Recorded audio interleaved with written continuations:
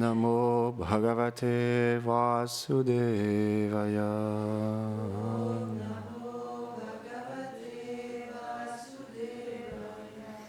Donc on en est bien au verset 32, c'est ça?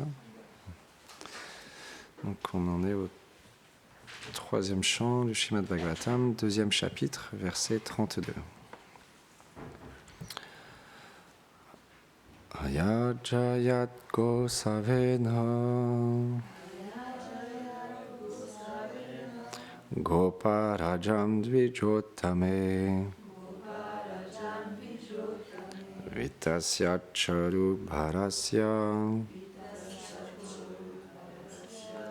Chikirshan Sadvyayam Vibhu. Traduction. Pour faire le meilleur usage de l'énorme richesse collectée par son père Nanda Maharaj, Shri Krishna le persuada d'accomplir un sacrifice en adorant les vaches avec l'aide des meilleurs brahmanas. Commentaire. Selon Srila Vishvanath Chakravarti Thakur, les mots Go Savena signifient adorer les vaches à la place du sacrifice offert à Indra. Le mot Cha indique que non seulement Krishna désirait utiliser les richesses accumulées correctement, mais également casser la fierté d'Indra. Parfois, le Seigneur reprend des veaux qui s'est enorgueilli du pouvoir qu'il lui confère. C'est le cas d'Indra, le demi-dieu régissant la pluie. Chaque année, les habitants de Vrindavan lui offraient un grand sacrifice afin de le satisfaire. Or, par sa puissance, Krishna influença ses dévots à offrir un sacrifice à la colline Govardhan et aux vaches plutôt qu'à Indra, en engageant les meilleurs des brahmanas.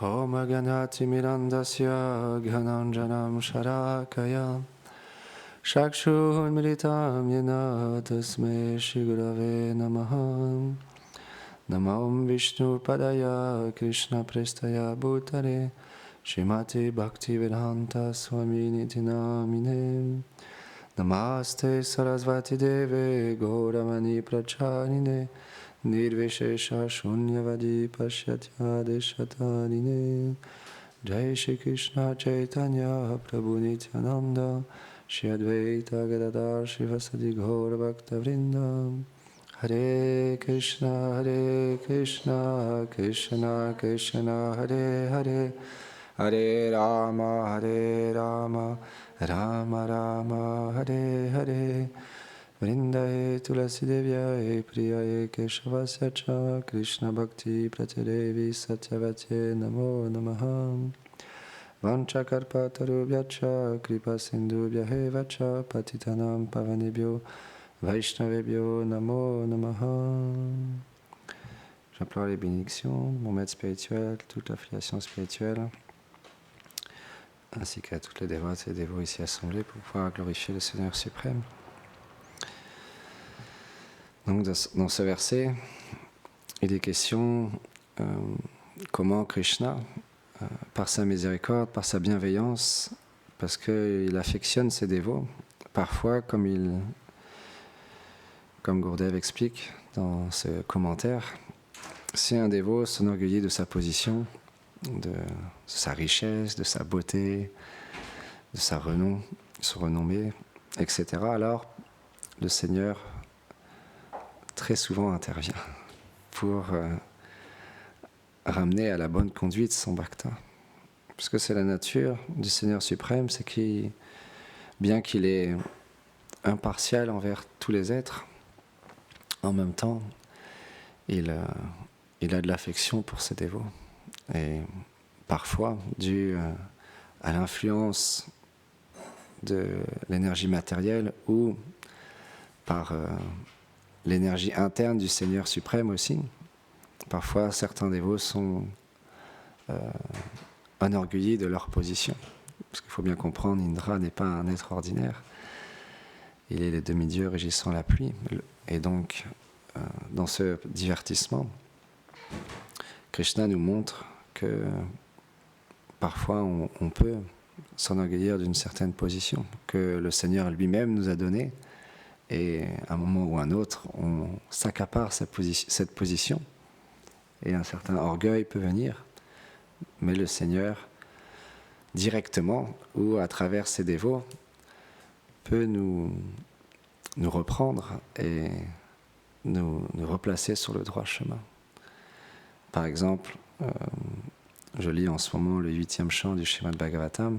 On ne va pas parler de tout le divertissement, mais j'ai trouvé ça intéressant. Hier, je lisais dans le commentaire que Gurudev partage concernant le divertissement de Bali Maharaj avec le Seigneur Vamanadev, qu'on partagera dimanche. Mais dans le commentaire, il expliquait que si un dévot a beaucoup de richesses, c'était le cas pour Bali Maharaj, il possédait les 3 mondes, donc il avait même pris d'assaut le royaume d'Indra lui-même. Donc il avait beaucoup de fortune. Et donc parfois le Seigneur, si son dévot s'est enorgueilli de cette position ou de cette richesse, c'était le cas de Bali Maharaj, alors il intervient personnellement pour rectifier son dévot. Mais au contraire, si un dévot utilise correctement les richesses que le Seigneur lui donne et qu'il a beaucoup d'opulence, mais qu'il ne s'enorgueillit pas de cette position, alors il peut aussi lui laisser ses richesses. Et on peut voir avec les Pandavas ou tellement d'autres grands rois, comme Maharaj Parikshit, il avait un tel grand royaume, ou Ambarish Maharaj, sont tellement d'exemples de grands rois qui étaient extrêmement qualifiés pour régir leur royaume, avaient tellement de richesses, une position très mise en avant comme un roi, un empereur, mais ils ne s'enorgueillaient pas de leur position. Donc, c'est le même principe aussi dans le service de dévotion. Quand on vit dans une communauté, quand on est en contact du service de dévotion, comme Gurudev le dit souvent, on doit avoir un travail d'introspection pour voir si à un moment ou à un autre, on ne s'est pas enorgueilli de quelque chose, d'une situation, où on n'a pas parlé mal à un dévot ou à une dévote pour se rectifier. Et c'est à travers le gourou, les Vaishnavas et le gourou intérieur qu'on peut voir quand par moment on s'égare de la voie du service de dévotion pure qui nous mène à l'atteinte du but désiré qui est Prema, l'amour divin. Et pour ça, il y a 4 symptômes qui peuvent nous montrer si on est sur le bon chemin ou pas. Et pour ça, il y a une très belle histoire que Gaur Govindam Maharaj explique. Un jour, il y avait un grand kshatriya, un guerrier très puissant. Et il voulait partir dans une mission très spéciale. Et donc, avant de partir dans cette mission, il a demandé des bénédictions à son maître spirituel. Parce que dans le temps ancien, dans le temps védique, les rois ou les kshatriyas, les guerriers, ils prenaient conseil auprès des sages, des maîtres spirituels, des brahmanas. Donc il a approché son maître spirituel.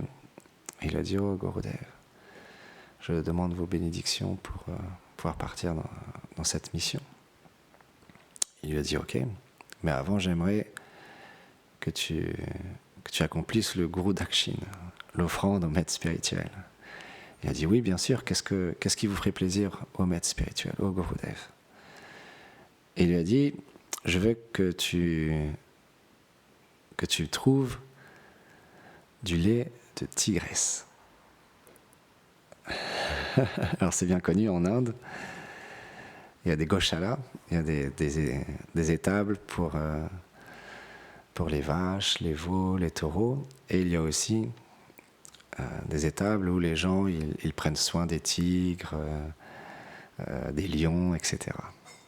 Non, c'est une blague. Il n'y a que des goshalas pour les vaches. Donc, il devait se rendre dans la forêt, dans la jungle, pour rentrer en contact avec une tigresse, pour combler les désirs de son maître spirituel. Mais c'était un guerrier qui était très puissant. Et surtout, il avait une grande foi dans l'instruction de son maître spirituel. Donc il s'est rendu sans armes, juste avec l'instruction de son maître spirituel, le désir de lui faire plaisir. Il est allé dans la jungle, Il a trouvé une tigresse avec ses lionceaux. Il a approché de la tigresse. Et avant, bien sûr, Garguna Maharaj, il explique, le lait de tigresse, il est tellement puissant qu'il faut un pot très spécial pour pouvoir le récolter. Sinon, si on prend juste un pot simple en terre, le pot explose. Tellement le lait de tigresse, il est puissant. Et ce pot est fait de 4 métaux très spéciaux. Alors, je ne me rappelle plus exactement les 4 métaux, pardonnez-moi, mais ça représente ces 4 qualités qui sont l'humilité, le respect, la compassion et la tolérance. Et donc, il s'est rendu avec ces qualités auprès de la tigresse. Il a regardé dans les yeux. La tigresse a regardé le kshatriya dans les yeux. Il a enlevé le petit lionceau. Il a récolté le lait. Il est parti. Elle n'a rien fait. Elle n'a pas bougé. Telle est la puissance d'un guerrier qui porte l'instruction de son maître spirituel sur sa tête. Et donc, cette histoire montre bien que si on veut recevoir ce doux nectar que sont venus partager Nitai et Gauranga, Shri Chaitanya Mahaprabhu, dans ce monde de Krishna Prem, alors on doit aussi avoir ce récipient d'humilité, compassion, tolérance et respect. C'est pourquoi Shri Chaitanya Mahaprabhu a mis tellement d'emphase sur le 3e verset du Shri Shashtakam, et sur tous les versets du Shashtakam aussi, mais particulièrement en tant que Gaudiya Vaishnav, comme Govinda Maharaj expliquait l'autre jour, Krishnadas Kaviraj Goswami, il explique qu'on doit porter comme une guirlande autour du cou ce 3e verset du Shri Ashtakam. Parce que sans ça, naturellement, on ne pourra pas se remettre en question. On ne pourra pas développer une bonne attitude qui nous permettra vraiment de récolter le pur nectar du saint nom du service de dévotion. Sans ça, on sera juste, finalement, comme Krishna l'explique dans la Bhagavad Gita, Dehinosum Yatade, on n'est pas ce corps, on est une âme spirituelle. On est simplement dans ce corps pour un moment, d'une manière temporaire. Et on a eu tellement de corps différents dans les vies passées. Et on peut avoir tellement de corps dans les vies suivantes. Si nous ne sommes pas sérieux dans le service de dévotion, dans la vie dévotionnelle, et que notre désir d'atteindre un but très élevé, qui est de réaliser notre lien d'amour avec le couple divin, alors naturellement, de nouveau, bien qu'on rentrera en contact avec des saintes écritures, bien qu'on entendra qu'on n'est pas ce corps, qu'on est une âme spirituelle, de nouveau, on s'identifiera à être un bon orateur, un prédicateur, à être une bonne cuisinière, un bon pujari, un bon kirtaniya, un bon distributeur de livres, ou bon manager de temple. Et on s'identifiera à de nouveau ce poste qui nous a été donné, ou cette condition dans laquelle on se trouve, mais qui est encore une fois temporaire, qui n'a rien à voir avec ce qu'on appelle Svarup, notre identité éternelle. Alors bien sûr, c'est très ésotérique, parce que c'est très rare de pouvoir réaliser purement qui nous sommes. C'est quelque chose de très très élevé. Mais si on entend parler, et si on est associé avec des personnes qui ont atteint cette réalisation transcendantale, alors nous-mêmes, on peut avoir comme but d'un jour, par leur miséricorde, atteindre nous aussi cette position. Et si on a ce but-là, alors toutes les choses qui viendront freiner ou créer des embûches à ce but désiré, alors graduellement, on écartera ces choses-là, indésirables. Parce qu'on est comme fixé sur ce but. C'est comme il y a une histoire où il y avait un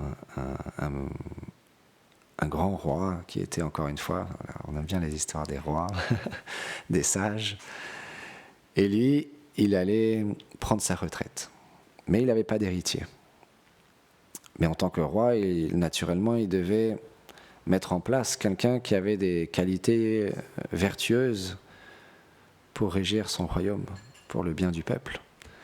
Donc il s'est dit, je vais organiser un petit tournoi, un petit test, pour voir qui peut être mon successeur, pour prendre la place de ce poste très, très important, mais qui demande beaucoup de qualité. Sans ça, comme c'est expliqué dans ce verset, comme Gurudev l'explique, alors, comme on peut voir de jour d'aujourd'hui, on va juste mettre quelqu'un au pouvoir, un chef d'État, mais qui est simplement focalisé sur son propre plaisir personnel, son petit royaume, et qui veut finalement obtenir quelque chose des êtres, et il est là juste simplement, non pas comme un vrai serviteur, mais comme quelqu'un qui exploite le monde, qui exploite la société, les êtres, et qui n'offre pas un service parfait en tant que représentant d'une société vraiment harmonieuse entre tous les êtres vivants. Parce que c'est le rôle des chefs d'État, le rôle des rois, et d'amener les êtres vivants à une conscience supérieure, spirituelle, et à amener une harmonie entre tous les êtres, le respect. Donc naturellement, ce roi, il était conscient de ça. Et donc il a fait un appel dans tout le royaume que tous les jeunes garçons, princes, enfin futurs princes, viennent le rencontrer. Et donc, plein de garçons de différents villages sont venus pour être le futur roi. Et donc parmi tous ces garçons, il y en avait un qui avait une détermination vraiment fixe, très grande. Et en fait, ce royaume, il y avait comme plusieurs portes. Et à chaque porte, les gardes ouvraient la porte et tous les enfants rentraient à l'intérieur. Et là, les associés du roi, ils disaient « Attendez, attendez, là vous allez être présentés devant le roi. Donc d'abord, il faut que vous prenez un bain. On a organisé plein de belles huiles, des parfums, voilà, pour bien vous préparer. Vous ne pouvez pas arriver comme ça devant le roi. » Et donc tous les garçons étaient là, ouais, c'est super. On commence déjà à avoir cette position de roi, et puis ils prenaient plaisir à que les serviteurs prennent soin d'eux. Et donc ce garçon-là, lui, dit non, moi j'ai pas le temps. Et il continue à courir pour atteindre la prochaine porte. Et donc une fois que tous les garçons étaient préparés, habillés, etc., après il y avait une deuxième porte. Et là, de nouveau, il leur disait, mais attendez, vous avez fait un long chemin, maintenant il faut que vous mangez un bon repas. Donc ils avaient préparé des mets succulents, tout ça.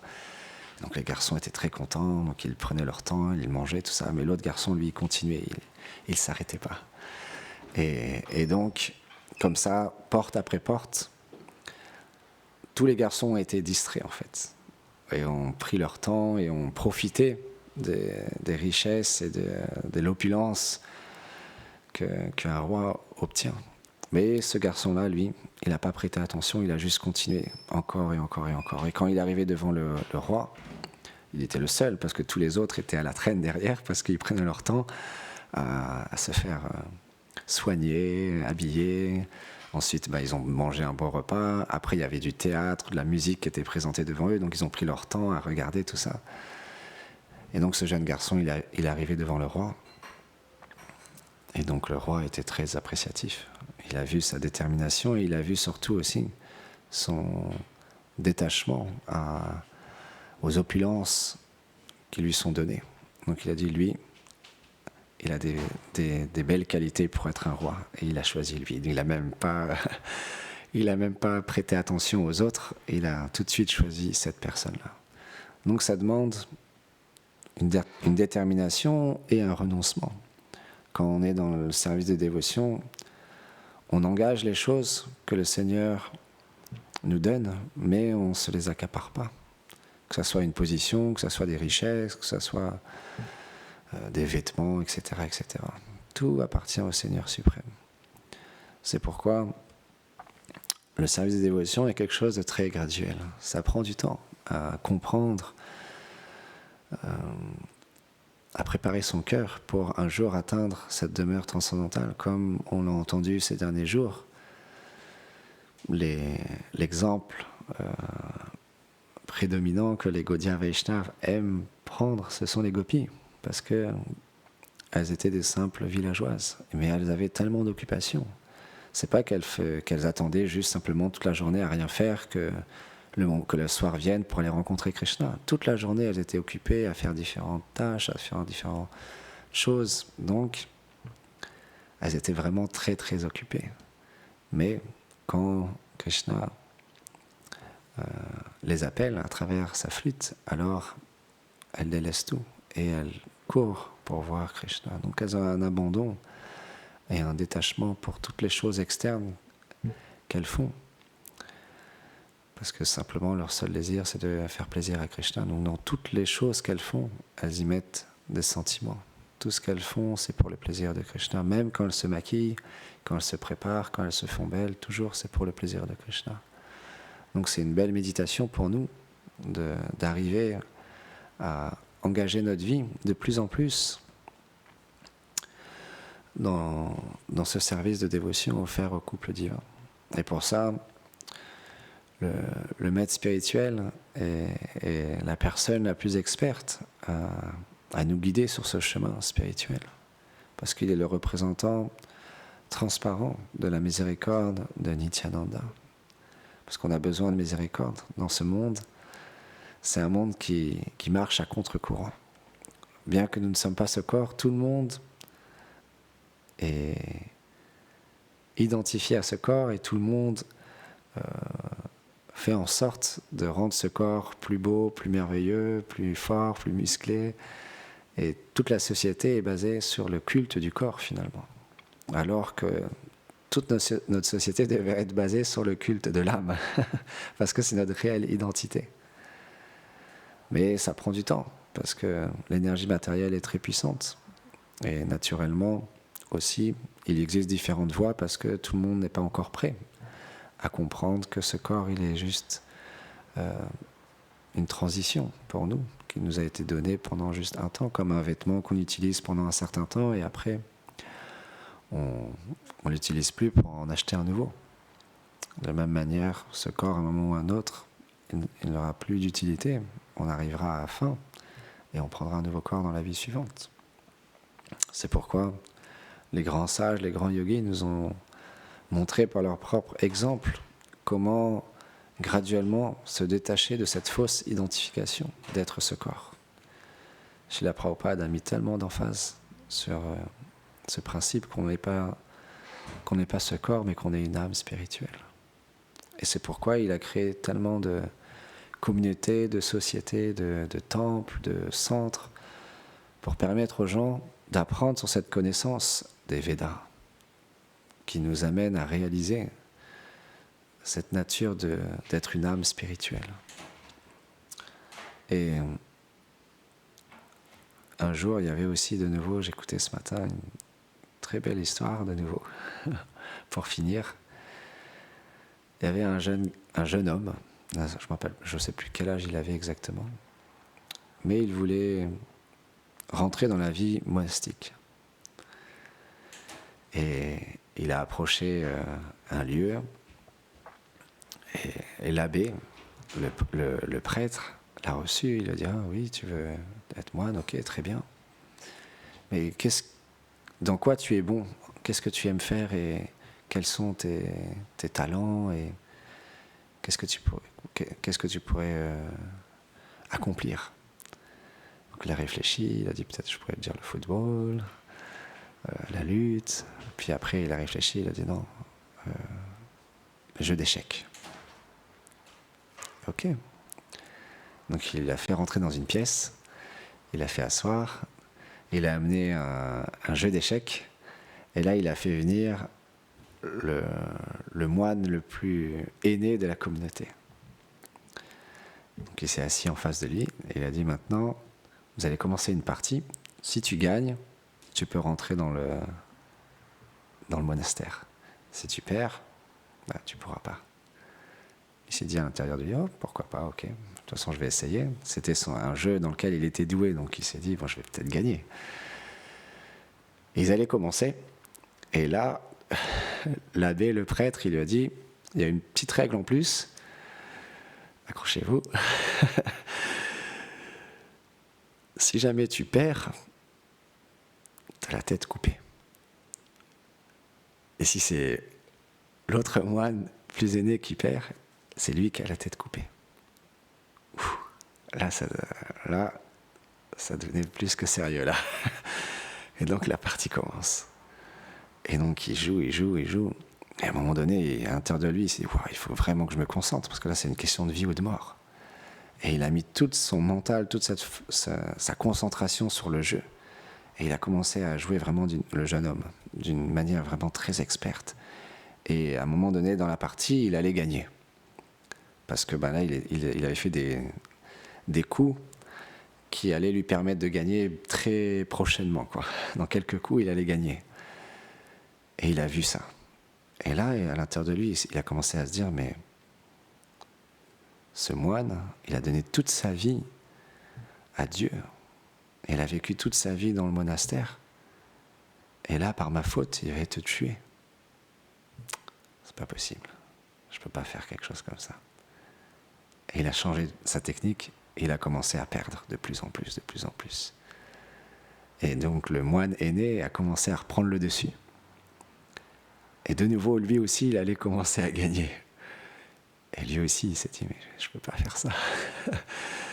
Et l'abbé, qui a vu tout ce qui se passait, il était présent. Il a pris l'épée et il a cassé le jeu d'échecs en deux. Il a demandé au moine aîné de partir, de quitter la pièce. Et il a dit, félicitations, tu as réussi le test, tu peux rentrer dans le cloître. Tu peux devenir moine avec nous. Alors, il suait, hein.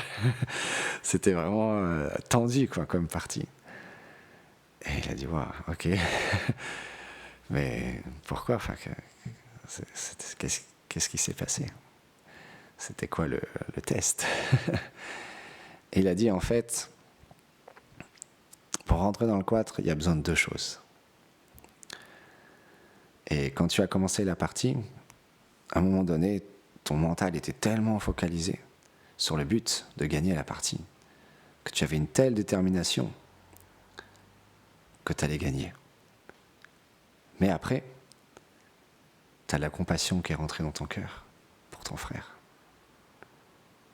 Et donc, tu as préféré la compassion plutôt que de gagner la partie.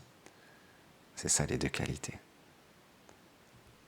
Parce qu'on a besoin d'avoir un mental fixe, fort, puissant, déterminé, et de la compassion pour toutes les entités vivantes. Très belle histoire, très riche d'enseignements, très épique, parce qu'il faut se mettre à la place de ce jeune garçon. Si on est dans cette situation, c'est pas facile, parce que l'abbé était vraiment prêt à accomplir cet acte. Donc c'était très tendu. Comme on a expliqué un dimanche dernier, il y avait une personne qui était dans un pays en Croatie, je crois, pendant la guerre, et il y a un soldat qui l'a attrapé et qui lui a pointé un pistolet sur la tempe. C'est une histoire vraie. Et il lui a dit, je vais te tuer. Et la personne qui était un Bhakta, un dévot du Seigneur, il lui a dit, non, tu ne peux pas me tuer, parce que je ne suis pas ce corps, je suis une âme spirituelle. On a expliqué cette histoire il y a quelque temps. Donc ça montre l'importance de s'identifier en tant qu'une âme spirituelle, parce que peu importe la situation, si on s'identifie en tant qu'une âme spirituelle, on pourra toujours avancer dans ce chemin de la pure dévotion. Jai Srimad Bhagavatam ki Jai Go Premanande Hari Bo.